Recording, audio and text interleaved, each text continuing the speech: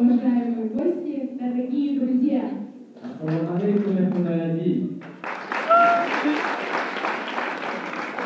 Продолжим традицию нашего кольца. Сегодня мы снова собрались вместе с многонациональной студенческой семьей, чтобы поздравить друг друга с этим прекрасным днем. Днем таджикской культуры в Свердловском областном медицинском колледже.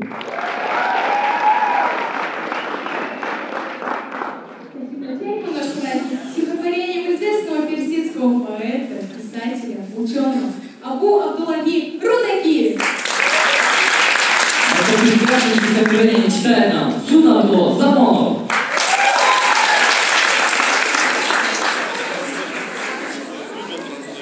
Ассаламу алейкум, мехмонони азиз. Мир вашему дому, дорогие гости. Рухану асари адам фарос, кас набуд аз роҳи дониш бениёз, мардумони фикрат андар замон, роҳи донишро бо ҳар гуна забон. Гирд кардану гиронӣ доштам, توبسن اندر همه بین داشتم دانش اندر دل چراغی روشن است و از همه بر تن خود جوشن است